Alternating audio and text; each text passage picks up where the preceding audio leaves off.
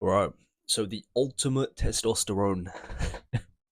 Alright, so the ultimate testosterone blueprint. When it comes to testosterone, most people only cover testosterone itself. However, in this blueprint, we are going to cover all the hormones and all the ways you must optimize them to ultimately optimize masculine gene expression. And masculine gene expression is really what people are trying to get when they say they want to increase their testosterone. The sharp jawline, the strong cheekbones, the thicker, stronger skull, the muscles, the lean body, the confidence, the vascularity, the deep voice, the self control, the fearlessness. These are all the masculine traits, features, and characteristics. These are all the masculine genes, and they are expressed when testosterone or other male sex hormones bind to the androgen receptors, which is why it's called masculine gene expression. So we're not necessarily going for testosterone, we are going for masculine gene expression. And the way that you get masculine gene expression is by optimizing so many different hormones, including testosterone. Testosterone would be the primary one, but there are others, like DHT. So I'm going to go through each of the hormones and I'm going to explain how you can optimize each of them to ultimately optimize your masculine genes and get them to express.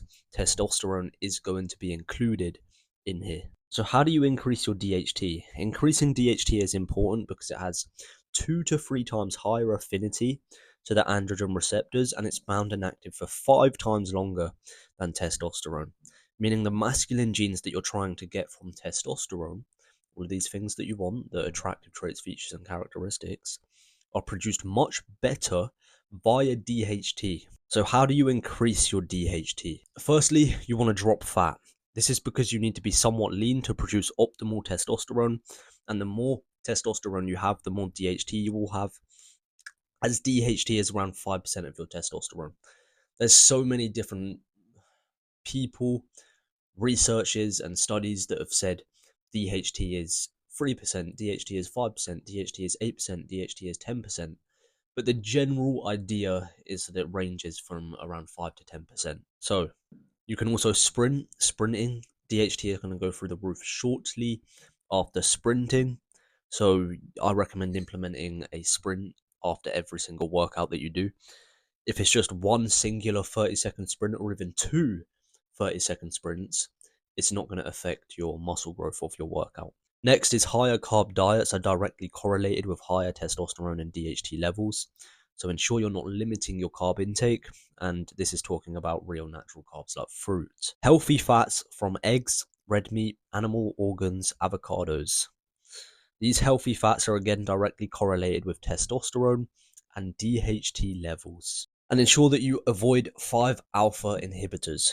So remember, testosterone is converted into DHT when it comes into contact with 5 alpha reductase.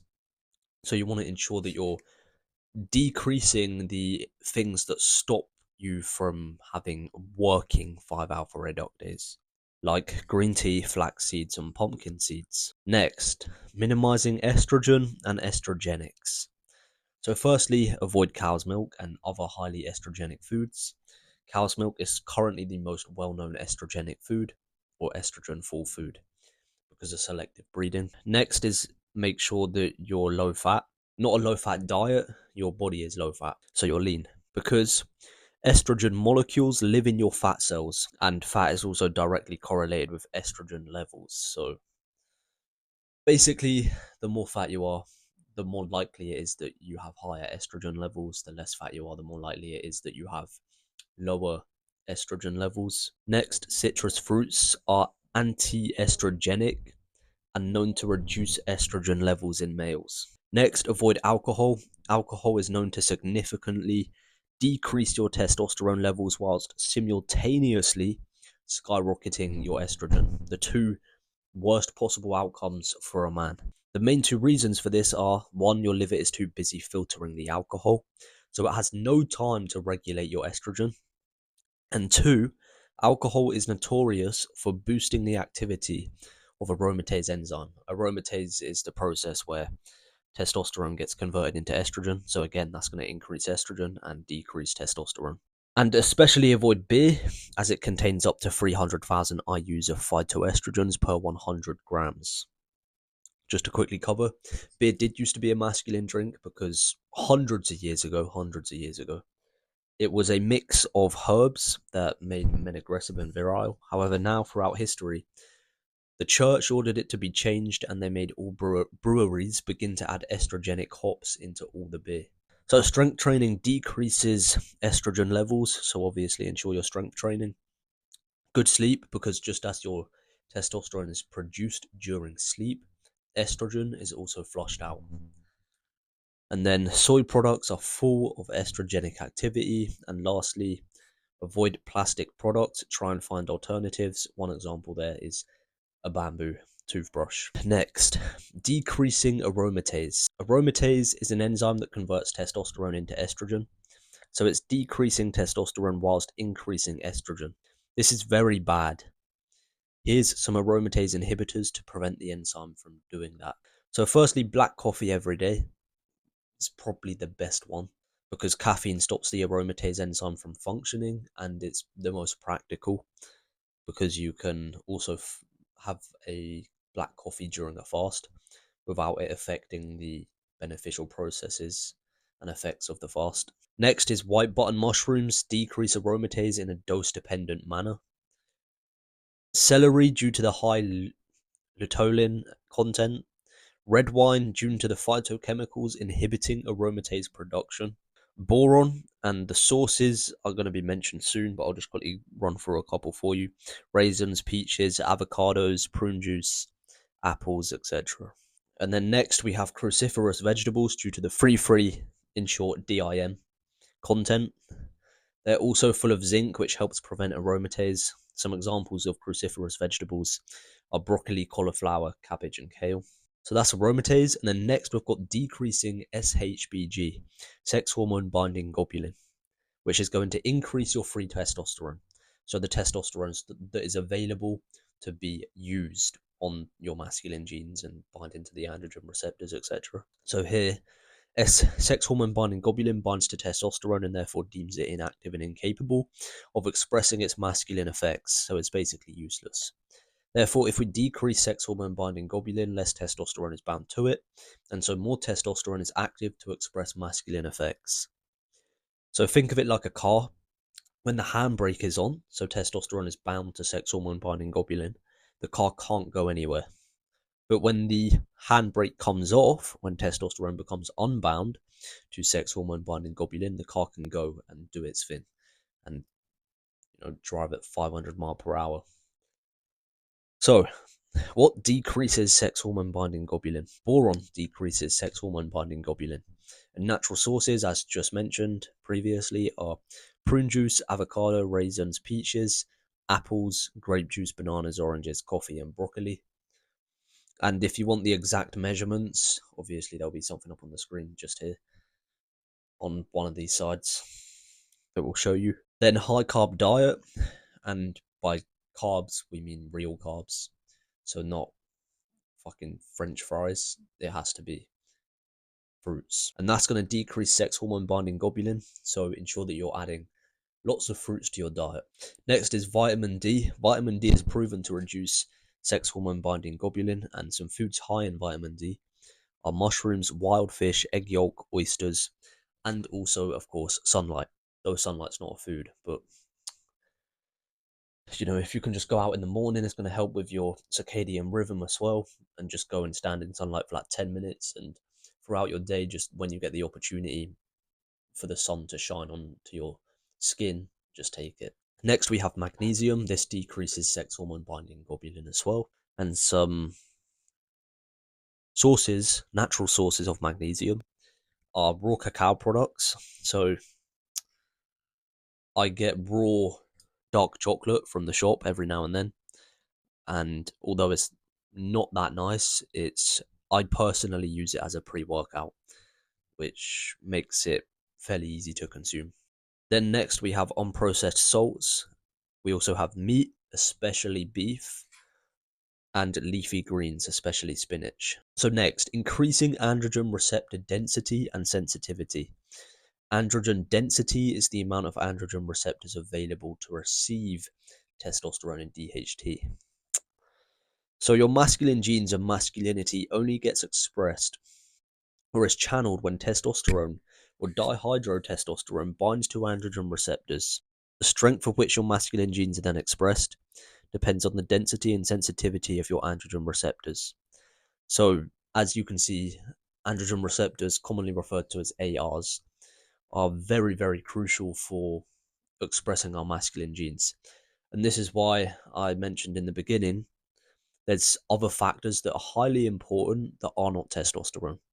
So you can have loads of testosterone and your androgen sensitivity and density can be extremely low, although that's a very unlikely pair because the same practices that increase either or are likely to increase either or. But let's say in a hypothetical situation, someone had high testosterone but really poor androgen density and sensitivity, then the masculine genes, the traits, the features, the characteristics that you're aiming to achieve and get for yourself wouldn't be that strong on the subject that we are referring to. So, how can you increase your androgen receptor sensitivity to maximize your masculine gene expression? So, firstly, is fasting between 12 to 56 hours can amplify testosterone responsiveness by up to 180%. Resistance training significantly increases androgen receptor content in muscle tissues, so there's going to be more androgen receptors for testosterone to bind to and express its masculine effects. Studies have also found that trained men have higher androgen receptor content in their muscles compared to untrained. Heavy weightlifting is the most effective for AR density, and heavy lifts with set still failure aids in androgen receptor upregulation.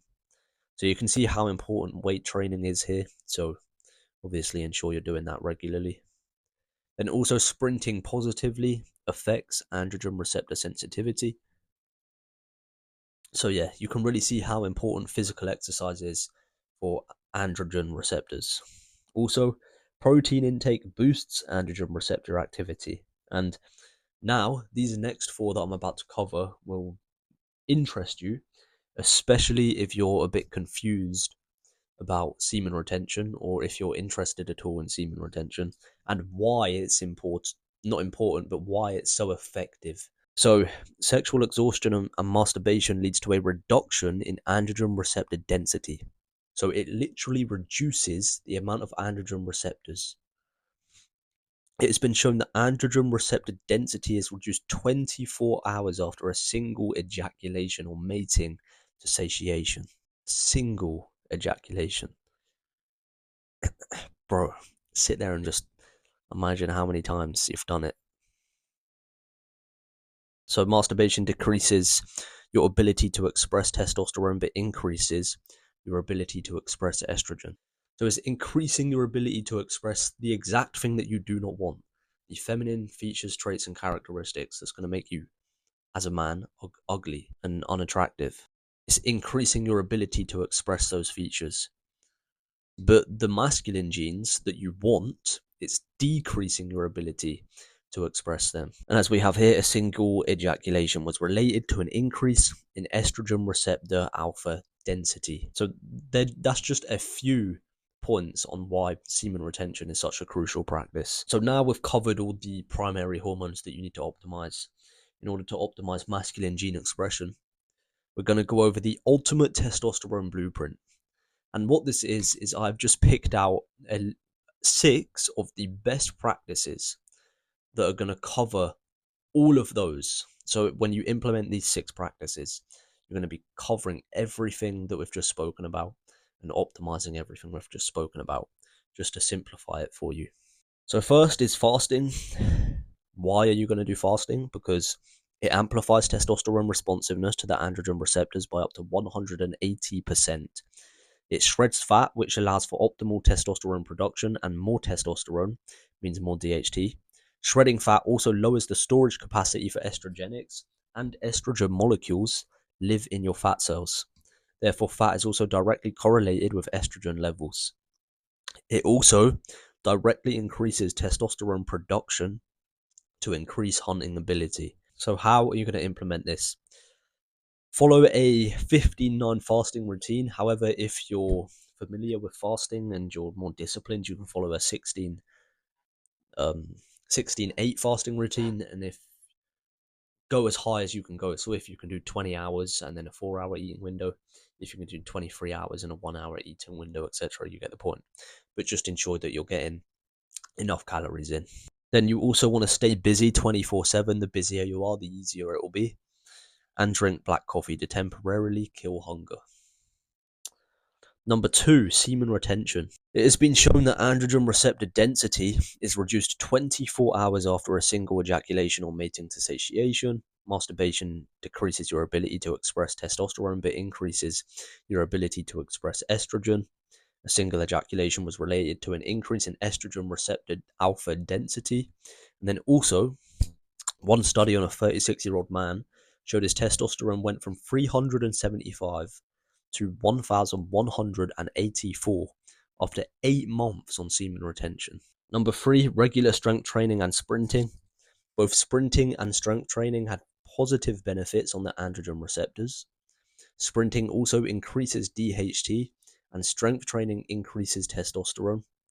Strength training also decreases estrogen. So you can see physical exercise just has such good impact on our hormone levels. And how are you going to implement it? So you're going to do a bro split. Train one muscle group a day until failure, and ensure you lift heavy, failing at the max 10 reps, but at the minimum 6 reps. And complete 2 30-second sprints after every single workout. Number 4 is your diet. So you're going to drink coffee black. And if you can't do the coffee, then you can just skip this one. But if you can, you're going to have black coffee every day. That's going to decrease aromatase and sex hormone binding globulin. You're going to have boron through one of the mentioned sources, which decreases aromatase and sex hormone binding globulin. And it also increases vitamin D, which is important for testosterone production. Next, you're going to include citrus fruits and fruits. Citrus fruits are anti-estrogenic and reduce estrogen levels in males. And then fruits in general provide lots of carbs, which decreases sex hormone binding globulin. And higher carb diets are correlated with higher DHT levels. Next is beef and other red meats. So someone commented on a short form video that I did about they can't have beef, so what do they have? And the next best option is probably lamb. But as long as it's red meat, you're fine. This provides most of the nutrients needed for optimal testosterone production. Then also eggs. This provides loads of nutrients needed for testosterone, especially cholesterol, because this is the precursor for testosterone. And so essentially, the amount of cholesterol you have and the efficiency of your conversion from cholesterol into testosterone also, but disregarding that, essentially the amount of cholesterol you have is the potential for the amount of testosterone you can produce. So it's very important. Next, we have cruciferous vegetables. These are full of zinc, which helps testosterone production and also decreases aromatase. 5, good sleep to flush out estrogen and produce optimal testosterone. How to get good sleep? Make sure you go toilet before bed. This is just a random tip that has helped me a lot, which is just daydream about something unserious whilst laying there. Then no drinks or food at least 2 hours before bed. Make sure it's not too hot and at a good temperature. Wake up and go to bed at the same time every single day. And don't rest during the day no matter how tired you get. If your body learns it only gets to sleep when you're laying down in your bed, you will start falling asleep quicker because it knows that is the only chance it gets to rest and recover and repair. So that is the ultimate testosterone blueprint. And if you want that all written out in a PDF for you so that you can have it with you 24/7 and be able to just keep going back to it, going to a certain point in it and track it and use it properly, then sign up to the free email list below this video and you'll get one sent to you instantly as soon as you sign up for completely free. Be sure to subscribe, like, and comment below if you practice semen retention or fasting and if you have felt any effects from it so far, because I would be very interested to know if anyone has.